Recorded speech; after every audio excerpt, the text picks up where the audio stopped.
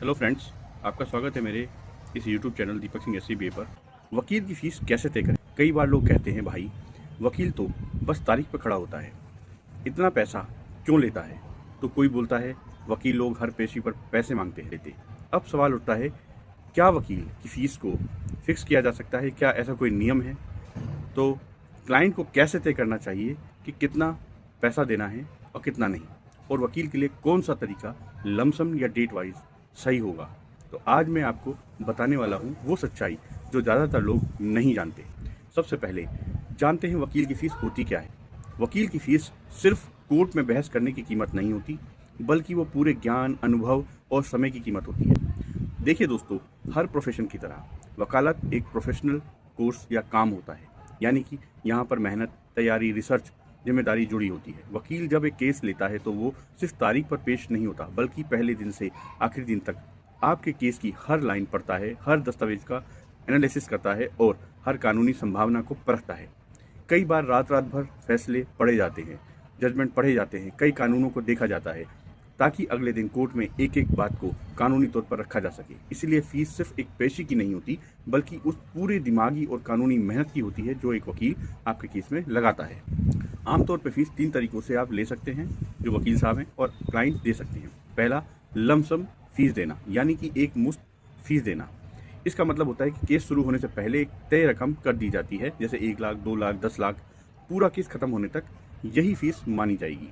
इससे एक फ़ायदा होता है, क्लाइंट को बार बार भुगतान करने की जरूरत नहीं होती, उससे टेंशन खत्म हो जाती है। दूसरी बात, क्लाइंट को एक बार पैसे देकर चैन आ जाता है, क्लाइंट को हर तारीख पर जेब ढीली नहीं करनी होती।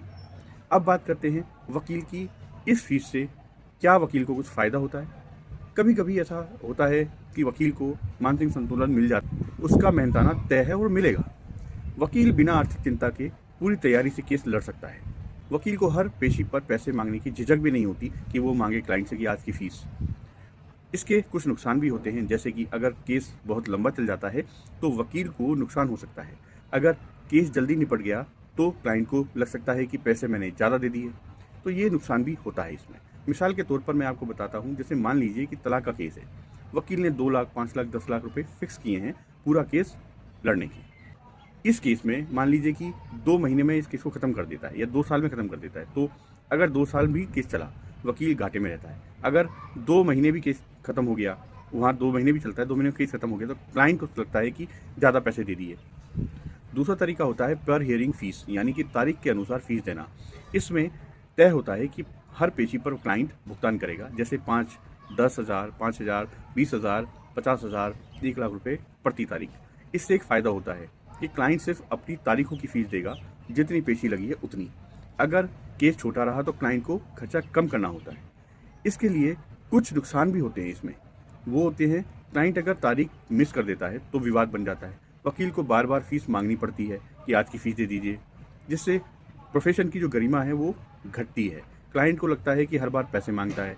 मिसाल के तौर पर एक केस उठा लेते हैं, मान लीजिए कि सेक्शन 138 NI एक्ट, यानी कि चेक बाउंस का केस है। अगर 15 तारीखें लगी और 1 तारीख की फ़ीस है 5,000 रुपये, तो 15 पंजे तो 75,000 रुपये 15 तारीखों की फ़ीस बनती है। अगर केस जल्दी निपट गया तो खर्चा होता है कम, लेकिन अगर लंबा चलता है तो बहुत दिक्कत आती है। अब आते हैं तीसरी स्टेज पर, जो होती है स्टेज वाइज फीस देना, यानी कि स्टेज के अनुसार जो स्टेजेस आती हैं। जैसे मान लीजिए कई सिविल केसेस में वकील फीस स्टेज के हिसाब से तय करते हैं, यानी कि जैसे नोटिस के लिए 20,000 रुपये कम से कम, प्लेंट या लिखने के लिए जो ड्राफ्ट करने के लिए 25,000 से 50,000 रुपये या उससे ऊपर, एविडेंस के लिए 20,000 से लेकर 2 लाख, 4 लाख रुपये, आर्गूमेंट के लिए 25,000 से लेकर 3 लाख रुपये, 5 लाख रुपये, और फाइनल आर्गूमेंट के लिए 50,000 से लेकर 5 लाख रुपये। इसमें दोनों को साफ होता है कि किस स्टेज पर कितना पैसा देना है।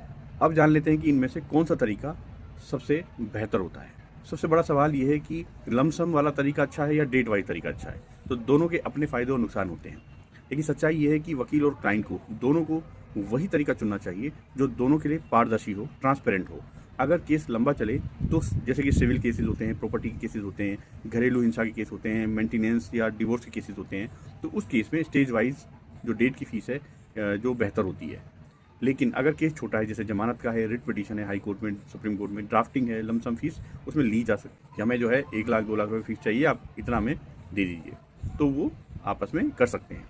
वकील की फ़ीस किसी एक तय नियम के अनुसार नहीं होती। ये भी मैं आपको बार बार बता रहा हूँ, इसका ध्यान रखिए। इस पर कई चीज़ें निर्भर करती हैं। वकील का एक्सपीरियंस जो होता है, ये पहले नंबर पे इसलिए बोल रहा हूँ, जितना पुराना और फेमस वकील होगा उतनी ही अधिक फीस होगी। ऐसा नहीं है कि ऐसा ही है, नए वकील भी कभी कभार ज़्यादा फीस लेते हैं क्योंकि वो अच्छा काम करते हैं। जो नए वकील हैं, अगर वह काम कर रहे हैं और वह अच्छा काम नहीं करते हैं तो उनकी कम से कम फीस होती है। अच्छा काम कर रहे हैं तो उनकी ज़्यादा फीस हो सकती है। मान लीजिए कि 3,000 रुपये एक तारीख की फ़ीस हो सकती है, लेकिन सीनियर की 25,000 एक तारीख की फ़ीस हो सकती है। केस की जो कॉम्प्लेक्सिटी है, जटिलता है, उस पर भी निर्भर करता है कि कितनी फ़ीस होगी। उसके हिसाब से फ़ीस तय की जाती है। अगर केस साधारण है तो उसकी जो फ़ीस है वो साधारण यानी कि बहुत ही सिंपल होगी, छोटी होगी। अगर केस पेचीदा है तो उसके हिसाब से रिसर्च करने पड़ेंगे, बहुत सारे काम करने पड़ते हैं, इन्वेस्टिगेशन करनी पड़ती है खुद भी, तो उसकी फ़ीस ज़्यादा होती है। इसके अलावा किस कोर्ट में वह केस चल रहा है, ये बहुत इंपॉर्टेंट होता है। जैसे सुप्रीम कोर्ट में केस चल रहा है तो 50,000 से लेकर 10,000 रुपये पर डेट की फ़ीस हो सकती है। और अगर हाई कोर्ट में केस चल रहा है तो 25,000 से लेकर 5 लाख 7 लाख रुपए भी फीस हो सकती है।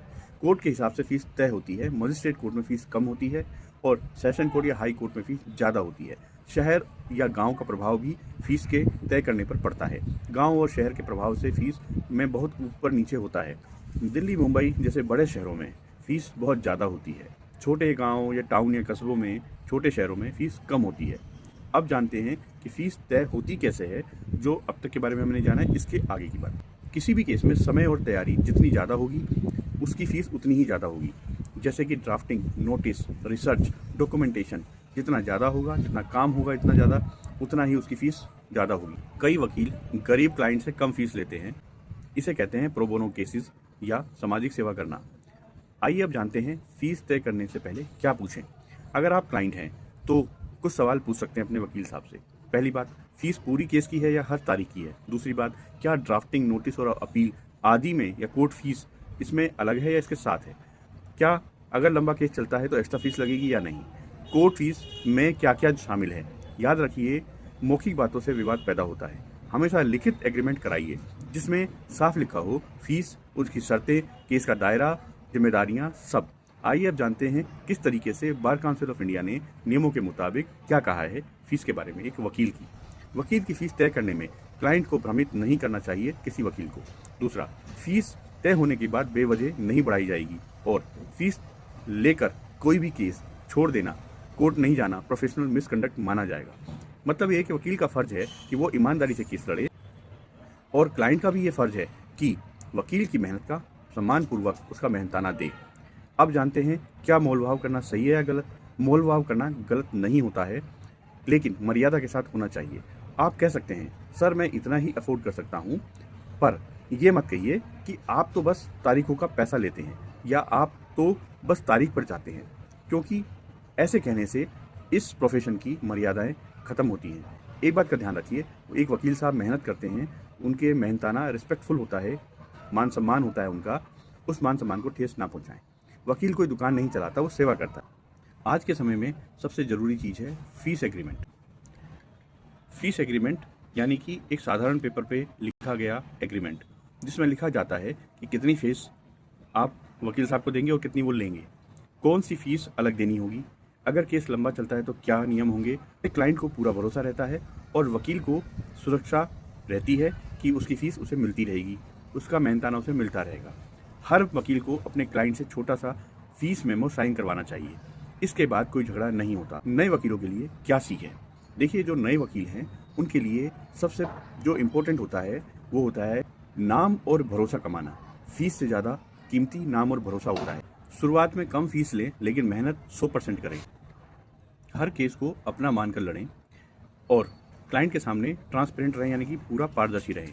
झूठे वादे ना करें। क्लाइंट से कहें मैं पूरी कोशिश करूंगा, ना कि ये कहें कि मैं जीत की गारंटी देता हूं। यही ईमानदारी आगे चलकर आपकी पहचान बनेगी। कि याद रखिए, वकील की फीस उसकी कीमत नहीं होती, उसकी मेहनत और जिम्मेदारी का सम्मान होती है। कभी किसी वकील से ये मत कहिए कि इतना क्यों ले रहे हैं, बल्कि सोचिए वो आपकी तरफ से कानून और सिस्टम से लड़ रहा है। अगर आप अच्छे वकील को सम्मान देंगे तो वो आपके लिए जान लगा देगा, क्योंकि इंसाफ सिर्फ कानून से नहीं, भरोसे से मिलता है। उम्मीद है दोस्तों, अब आपको साफ समझ आ गया होगा कि वकील की फीस तय करने के लिए सही तरीका क्या है और कैसे दोनों पक्ष यानी कि वकील और क्लाइंट आपसी विश्वास के साथ न्याय की राह पर चल सकते हैं। और अगर ये वीडियो आपको जानकारीपूर्ण लगा हो तो इसे ज़्यादा से ज़्यादा शेयर करें ताकि हर नागरिक जागरूक हो सके।